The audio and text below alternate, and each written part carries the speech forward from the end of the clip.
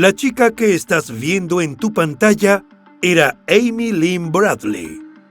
A principios de 1998, a sus 23 años, Amy se encontraba en el mejor momento de su vida. Tenía un título universitario, un empleo nuevo y, más importante aún, contaba con el amor y el apoyo incondicional de sus seres queridos. Pero en marzo de ese mismo año, en unas felices vacaciones familiares, a bordo de un crucero de lujo por el Caribe, Amy desapareció sin dejar rastro. Te invitamos a ver hasta el final esta impactante historia para que no te pierdas ningún detalle. El caso de Amy Lynn Bradley.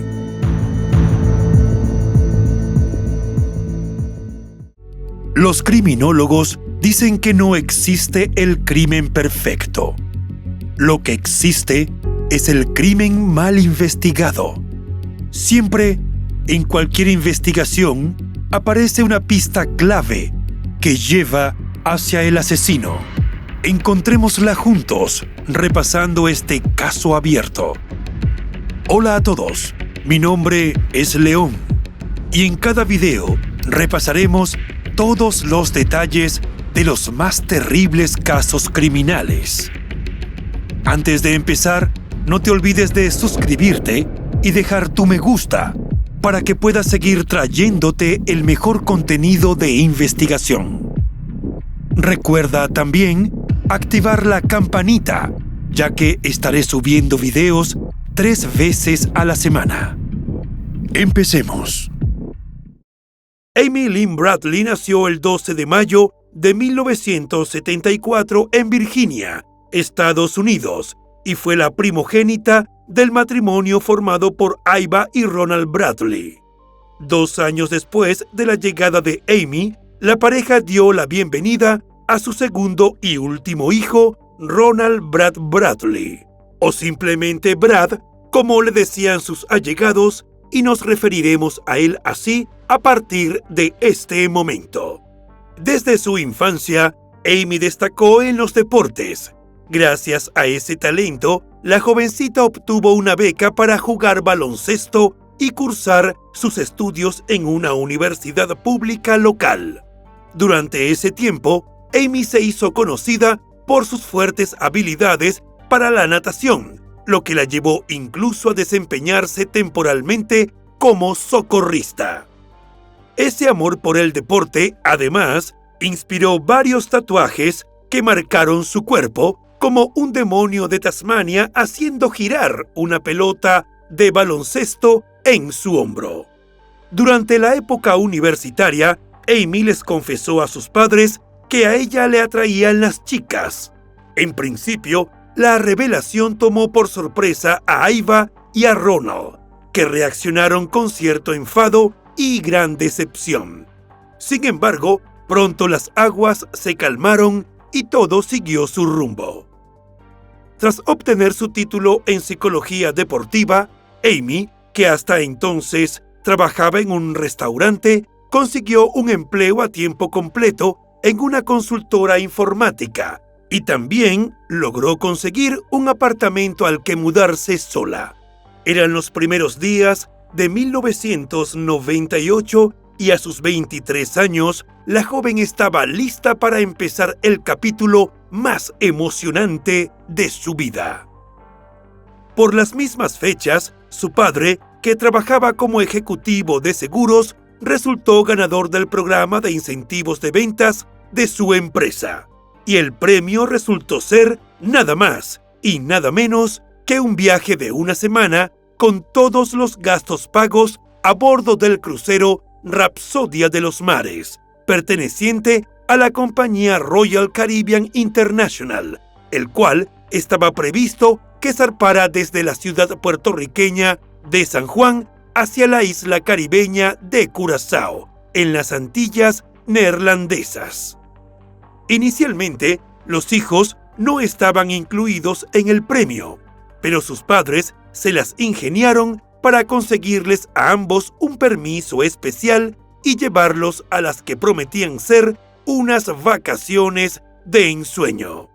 Initially, Amy and I were not included in that prize. My mom and dad kind of went above and beyond to make sure that we could come with them. They got special permission. Contrario a lo que podría pensarse, sobre todo por sus dotes como nadadora, al principio Amy no se sentía segura con respecto al crucero. Como tenía miedo a las alturas, la intimidaba el tamaño del barco, pero también la idea de estar en el océano. Sin embargo, al enterarse de que su hermano sí asistiría, el plan la emocionó. La relación entre ambos era muy estrecha, casi como de mejores amigos. Fue así como, decidida a tener la mejor experiencia juntos, Amy aceptó encantada unirse a su familia. A su regreso, además de muchos otros planes, la chica pensaba participar en un concurso de fotografía. El 21 de marzo de 1998, los Bradley abordaron el crucero con las mejores expectativas, convirtiéndose en parte de los 2.435 pasajeros, entre los que figuraban otros 35 agentes de seguros de todo Estados Unidos. Amy estaba tan emocionada que incluso compró algunas postales para enviar a sus amigos en casa. En una de ellas, escribió que todo era maravilloso a bordo. Y en efecto, durante esas primeras horas, la diversión parecía infinita. Jugaron en el casino, compartieron la cena con los colegas de su padre y, en suma, se relajaron mientras esperaban llegar a la primera isla.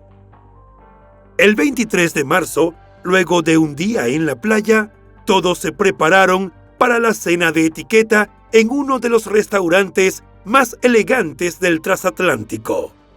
Brad y Amy, pensando en inmortalizar la velada, posaron para una serie de fotografías que misteriosamente desaparecieron cuando fueron a recogerlas más tarde.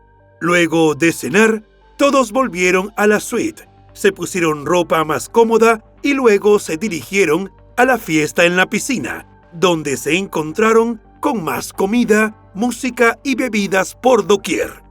Incluso se llevaron a cabo algunos juegos, de modo que el ánimo general era de bromas y alegría, salvo por un detalle.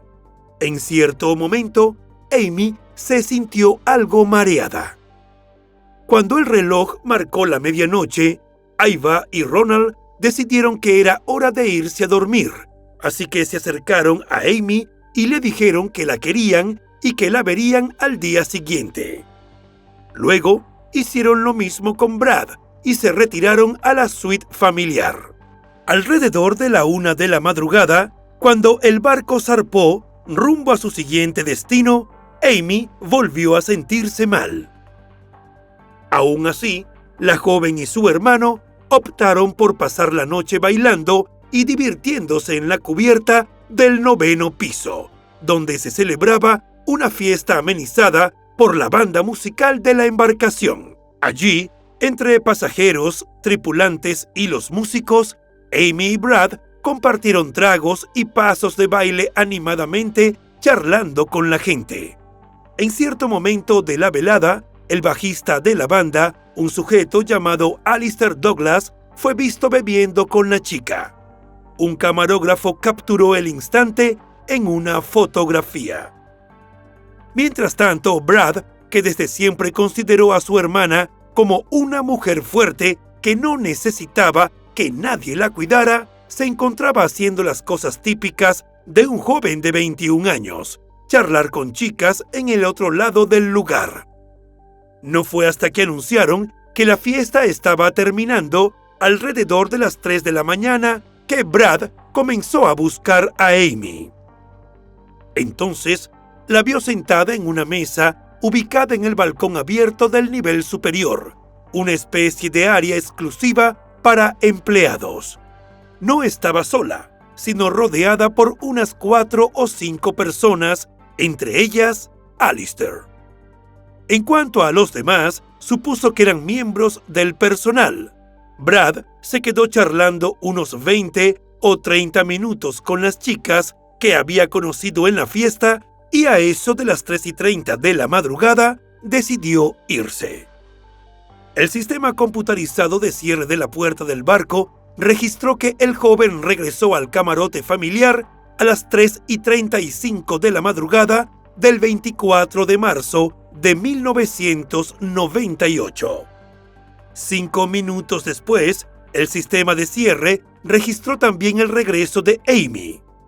De acuerdo con el testimonio posterior de Brad, su hermana y él se sentaron a conversar en el balcón de la suite. Aunque no habían bebido en exceso, sí habían tomado una cantidad considerable de alcohol. Pero Amy no era novata con la bebida y lo manejaba mucho mejor que él. Durante la charla, Amy le mencionó a su hermano que Alistair le había hecho una insinuación tocándole el pecho o tratando de agarrarle el busto, a lo que ella reaccionó con una risa restándole importancia. Cuando Brad le dijo que se iba a dormir, Amy le contestó que iba a quedarse un rato más afuera. Según le explicó, no se sentía bien, pero estaba segura de que algo de viento la ayudaría. Brad la despidió diciéndole que la amaba y que se verían al día siguiente. El joven se quedó dormido en el sillón cama que compartían en la habitación de sus padres.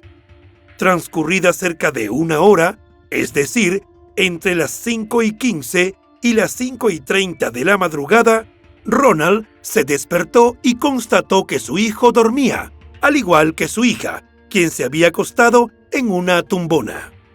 Con la tranquilidad de que todo estaba en orden, el padre de familia volvió a la cama. Sin embargo, una media hora después, a las 6 de la mañana, Ronald volvió a despertarse y descubrió que Amy había desaparecido. Tampoco estaban ni sus cigarrillos ni su encendedor, pero sus sandalias seguían en el balcón, cuyas puertas corredizas estaban entreabiertas unos 40 centímetros. The door was open where it hadn't been before, about 18 inches or so, and she wasn't there. One of the shirt that she had on was laid across one of the chairs in the room. El padre tuvo una sensación muy extraña. No era propio de ella salir tan temprano, y en todo caso, lo habitual en una circunstancia así habría sido dejar una nota. Sin querer despertar a su esposa, Ronald salió a buscar a Amy. Pero aunque revisó todos los lugares donde habían estado la noche anterior, incluyendo la cubierta superior, no la encontró. Su angustia entonces fue en aumento. Era muy impropio de su hija marcharse sin decirles a dónde. Finalmente, volvió a la suite y despertó a su esposa para darle la noticia. Al tratar de ponerla en contexto y ordenar sus ideas, Ronald le explicó a Aiva que la primera vez que se levantó, debido a que la cortina divisoria estaba corrida a media altura, solo alcanzó a ver las piernas de Amy desde las rodillas hacia abajo, todavía recostada en la silla.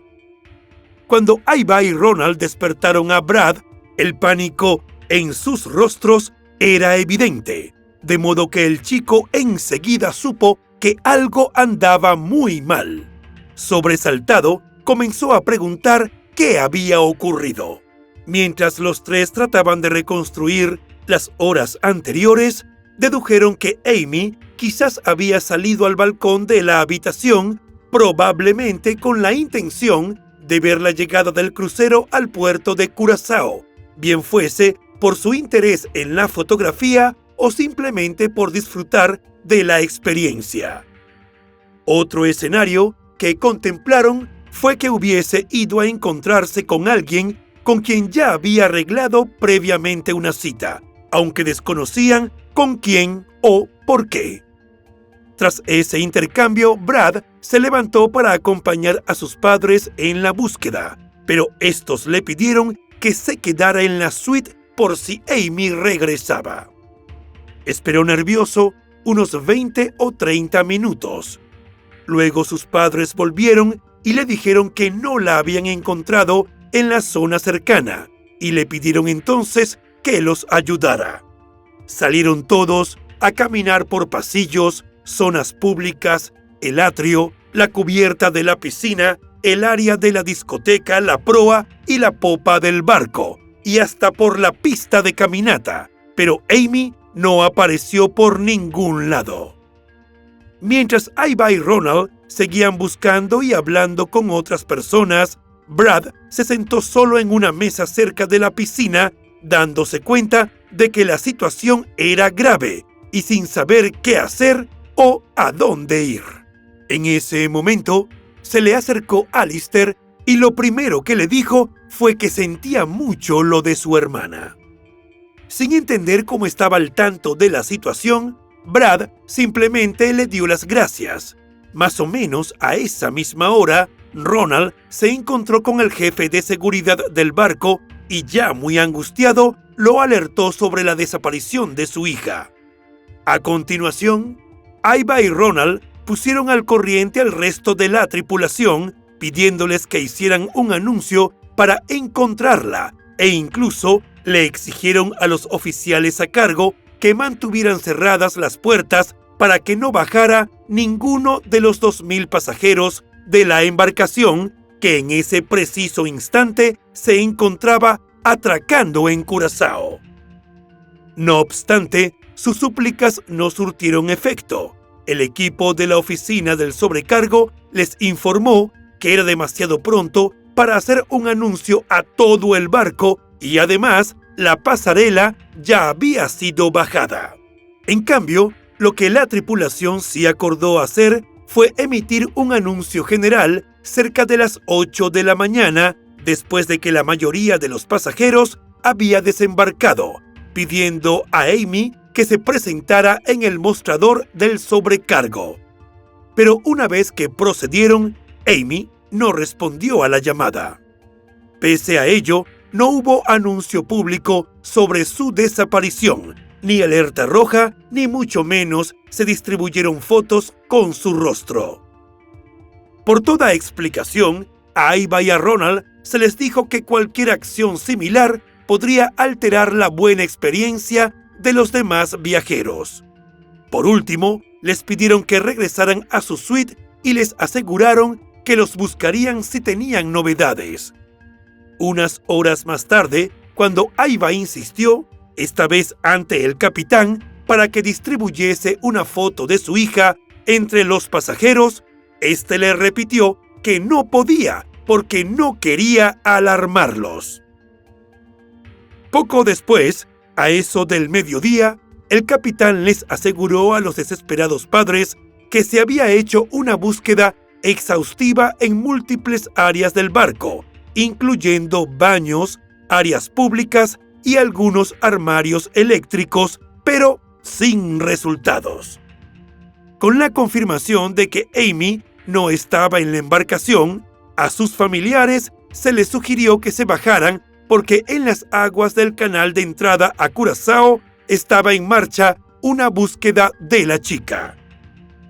Fue así que, poco antes de que el crucero zarpara esa noche, los Bradley abandonaron el transatlántico, frustrados con los oficiales y hasta con un abogado de la compañía que había hablado con ellos. Sin embargo, mantenían la esperanza de encontrar a Amy en la isla. Junto a ellos, descendieron también el presidente de la empresa donde trabajaba Ronald y su esposa, quienes, conscientes de que no estaban en condiciones de manejar muchas cosas o tomar decisiones, decidieron sumarse para colaborar. En ese sentido, lo primero que hicieron fue conseguirles una habitación en un hotel cercano a la vía navegable. Una vez en Curazao, los Bradley constataron que las autoridades locales habían desplegado buzos, lanchas con radar, aviones y helicópteros para buscar a Amy en cada rincón del agua. Aunque con el peso de las circunstancias aprisionando sus corazones, la familia aseguraba en voz alta que querían estar presentes en el momento en que Amy apareciera sana y salva. En las horas siguientes, mientras aguardaban en la habitación del hotel, esperando cualquier novedad, Ava, Ronald y Brad se pusieron en contacto con sus familiares en los Estados Unidos para tratar de que alguno de ellos lograra que el FBI se involucrara en la búsqueda. Todo esto al tiempo que procuraban cada vez con menos éxito manejar los nervios. Entretanto, después de que la primera jornada culminara sin ninguna evidencia de la chica, las autoridades comenzaron a contemplar la hipótesis de que se hubiese caído accidentalmente por la borda, quizás después de subirse a una mesa y que al no recibir ayuda hubiese perdido la vida en el mar. Pero Brad no lo creía posible y tenía sus razones. Su hermana medía casi 1,70 m y el barandal le llegaba hasta las axilas. Pero había un detalle más importante aún, algo que hasta entonces no había revelado porque carecía de importancia. Según narró, Amy evitó acercarse a la baranda durante todo el crucero. Incluso recordaba que, cuando subieron al barco por primera vez, él se asomó a la baranda del 8º piso para ver el agua abajo, y cuando la invitó a mirar también, ella se negó, añadiendo que la sola idea la aterraba. Por todos estos motivos, Brad descartaba que incluso si hubiese estado ebria, Amy se hubiese puesto a sí misma en semejante riesgo. Sus padres lo apoyaban en ese sentido. De cualquier modo, la intensa búsqueda, que se extendió por 4 días, no dio ningún resultado. No solo no se halló un cuerpo, sino tampoco ninguna prenda de la joven. Una vez que la Guardia Costera y las autoridades locales les confirmaron a los familiares que Amy definitivamente no estaba en el canal, ellos se convencieron de que podría haber sido raptada por un miembro de la tripulación, lo que a su vez les llevó a creer que podría encontrarse aún a bordo. Como resultado, decidieron regresar al barco. Como este ya había partido rumbo a otra isla, el jefe de Ronald fletó un jet privado para que pudieran alcanzarlo. Volver al crucero fue una experiencia amarga y extraña para los Bradley, porque mientras atravesaban el peor momento de sus vidas, el ambiente en la embarcación era de absoluta normalidad, con personas bebiendo y disfrutando de la hermosa travesía. Sin embargo, decididos a seguir buscando respuestas con el apoyo del FBI, que ya estaba próximo a embarcar, los familiares de Amy se dispusieron a enfrentar lo que fuese necesario. Mientras tanto, ante la inminente llegada del equipo de investigadores, la compañía de cruceros finalmente hizo el anuncio oficial de la desaparición y colgó fotografías de la joven en áreas públicas. Pero pronto, no obstante, la situación a bordo se tornó de verdad tensa. Todo ocurrió una vez que las autoridades comenzaron a realizar entrevistas separadas a cada miembro de la familia, lo que ellos interpretaron como que los trataban casi como sospechosos. En cuanto a los detalles de esa madrugada, Ronald mencionó estar seguro de que la primera vez que se levantó, la puerta corrediza del balcón estaba cerrada, porque de no haberlo estado, él mismo la habría cerrado. Ese detalle parecía indicar que Amy había salido en algún momento entre las 5:30 y las 6 de la mañana. Pero lamentablemente, la cerradura electrónica solo registraba las entradas a la habitación, no las salidas, por lo que no había pruebas contundentes que lo demostraran con certeza. Por su parte, Alistair también fue interrogado. Aunque reconoció haber charlado con Amy esa noche, él negó haberla visto después de su actuación. De hecho, aseguró que se separaron alrededor de la 1 de la madrugada.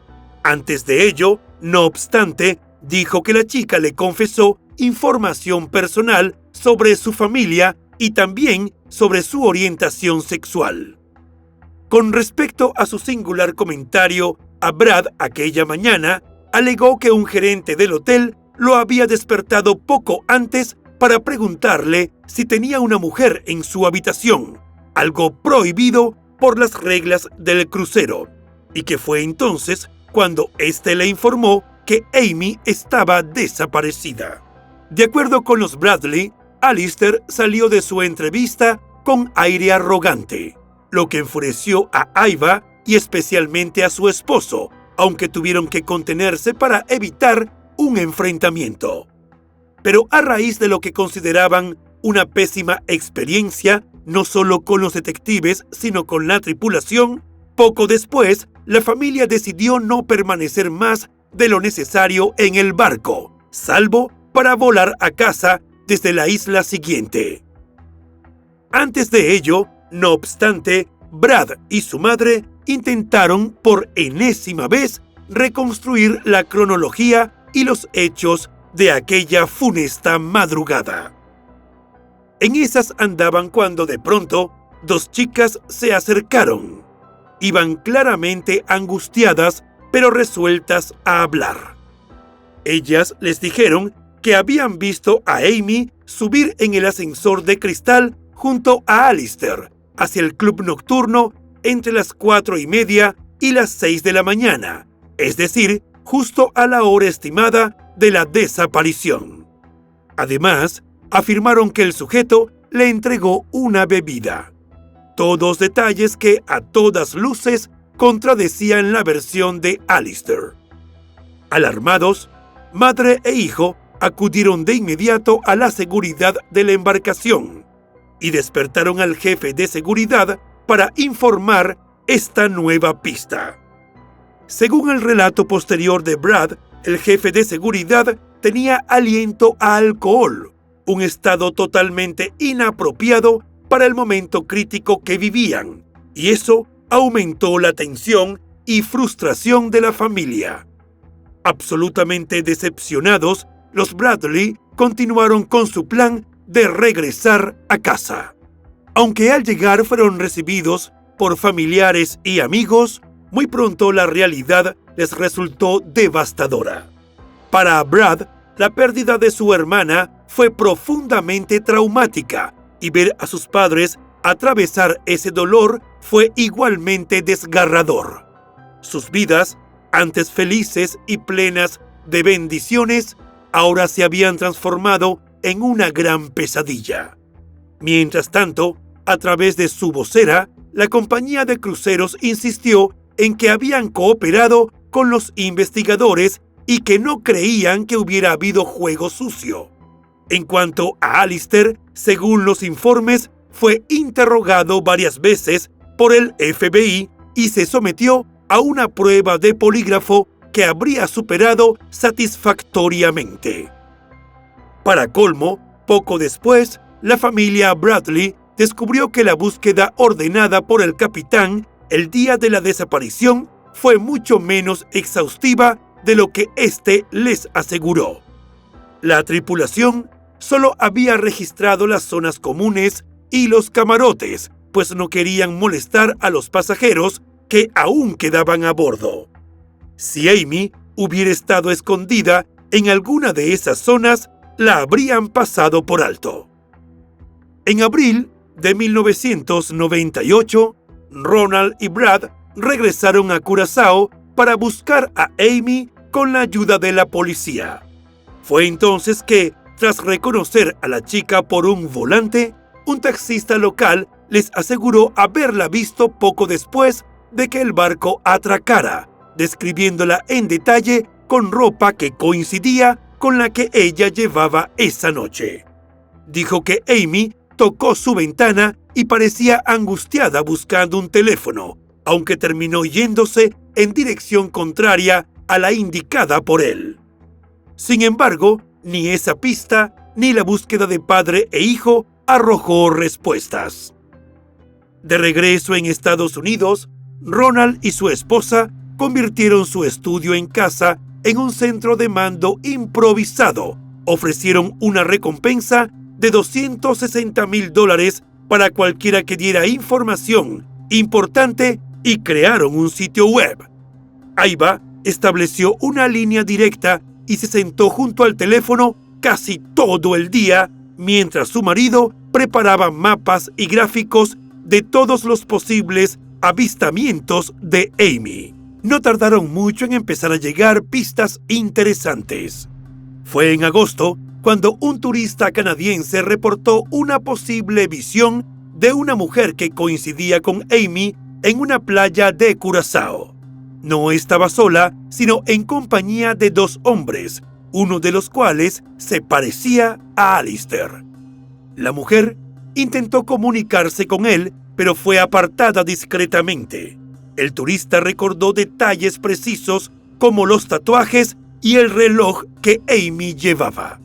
Al año siguiente, después de que los Bradley demandaran a Royal Caribbean por negligencia, difamación y daño emocional intencional, la línea de cruceros emitió una declaración en la que alegaron haber actuado de manera apropiada y responsable en todo momento, añadiendo que el FBI administró pruebas de polígrafo a algunos miembros de la tripulación. En el otoño de 2000, un juez desestimó el caso. Mientras tanto, el paso de los años, además de parecer enfriar el caso, también llevó a los Bradley a perseguir numerosas pistas que terminaron por resultar falsas. En ese contexto, algunos internautas que siguieron con interés la historia comentaron en foros que detrás de la inexplicable desaparición de Amy se encontraba una especie de leyenda urbana que circula por los puertos de las idílicas islas turísticas del Caribe, según la cual las jóvenes turistas son la presa predilecta de una prolífica banda de traficantes de personas. Y en 2005, los Bradley recibieron un correo electrónico que contenía una foto de una mujer que parecía ser Amy, acostada en una cama en ropa interior. Un miembro de una organización que localiza víctimas de tráfico sexual en sitios web para adultos notó la foto y pensó que podría ser Amy. La mujer de la fotografía fue identificada como Jazz, una trabajadora sexual en el Caribe. Desafortunadamente, esta pista no generó nuevas hipótesis. En 2025, luego de 27 años de los sucesos, el caso volvió a estar en el centro de la atención pública gracias al estreno de una producción documental realizada por una de las mayores plataformas de streaming, lo que reavivó el interés sobre este misterio que permanece sin resolver. A propósito de ello, recientemente Brad brindó una extensa entrevista a un medio estadounidense, exponiendo su verdad y desmintiendo algunas de las hipótesis y observaciones planteadas no solo en la serie en cuestión, sino también por muchos usuarios de Internet. Como por ejemplo, que Amy estaba pasando por dificultades a causa de su orientación sexual, lo que la habría llevado a arrojarse al agua. Sin embargo, Brad explicó que su hermana se había sincerado con sus padres sobre ese asunto mucho tiempo antes del crucero, de modo que, para el momento de los acontecimientos, los roces iniciales no solo eran cosa del pasado, sino que Amy era una chica feliz, llena de ilusiones y que carecía de problemas, al menos de gravedad. Y si bien comentó que su familia recibió de buen agrado la miniserie, Brad señaló que esta también omitió mucha información relevante. Asimismo, Brad compartió que vivieron casi 2 décadas sumidos en una especie de limbo emocional sin respuestas ni cierre, y que esa incertidumbre fue una carga muy dura. Pero con el tiempo comprendieron que ese no saber también era lo que les permitiría aferrarse a la esperanza, una esperanza que les ayudó a seguir adelante durante tantos años. Porque tanto para él como para sus padres, Amy sigue viva en algún lugar, a pesar de lo que piense la mayoría y de las duras opiniones que puedan leerse en Internet. Aunque no se sabe qué ocurrió con esta joven, su caso ilustra las dificultades que pueden surgir cuando un posible delito ocurre fuera del alcance directo de las autoridades policiales y cómo las líneas de cruceros luchan por equilibrar la investigación con la protección de su reputación. Mientras tanto, el FBI ofrece actualmente una recompensa de hasta $25,000 por cualquier información que pueda conducir a la recuperación de Amy Lynn Bradley. En tanto, la familia ofrece $250,000 por información que conduzca a su regreso sana y salva, además de una recompensa de $50,000 por información que conduzca a su ubicación actual.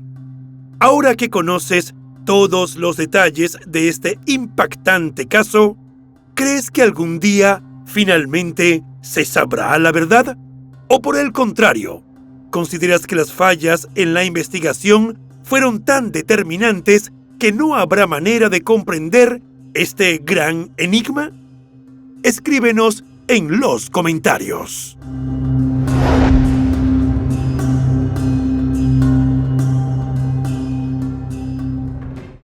Y bueno, hasta aquí el caso de hoy. Como siempre, agradezco tu apoyo a mi trabajo. Si te suscribes, das un me gusta y compartes este video, me ayudarás a seguir creando contenido. Hasta pronto.